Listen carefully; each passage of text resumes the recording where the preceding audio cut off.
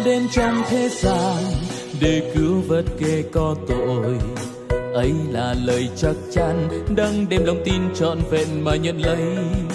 Bởi Chúa yêu thế nhân sống trong ô tội lầm than, nên xa chốn thiên cung lìa ngôi bao giáng sinh nơi trần gian. Ngài vào trần gian để cứu nhân loại.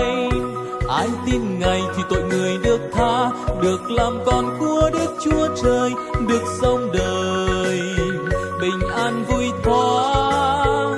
Ngài vào trần gian đem phước cho người, cho buôn làng được mọi điều an vui. Cùng ngợi ca con thánh Vua Trời đã xuống đời để cứu muôn người. Có mấy người chan nghèo cùng thức để canh giữ bầy.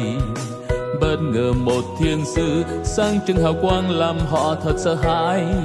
Sứ thánh truyền phán rằng có tin vui này anh em, hôm nay ở Bê-lêm thành David đã cứu tình hạ sinh. Ngài vào trần gian để cứu nhân loại. Ai tin Ngài thì tội người được tha, được làm con của Đức Chúa Trời, được sống đời bình an vui thoáng. Ngài vào trần gian đem phước cho người, cho buôn làng được mọi điều an vui.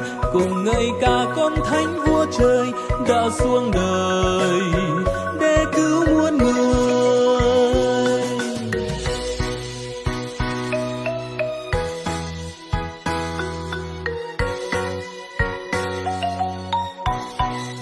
Hân hơ cùng đi tìm, mặc giữa đêm khuya giá lạnh, để được gặp cứu Chúa giống như là tin họ vừa được nhận lấy. Thấy Chúa trong mang rầm, cuốn khăn đang nằm bình yên.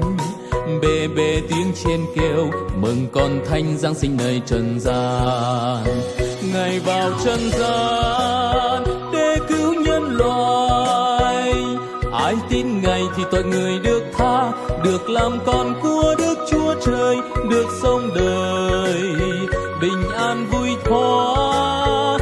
Ngài vào trần gian đem phước cho người, cho buôn làng được mọi điều an vui.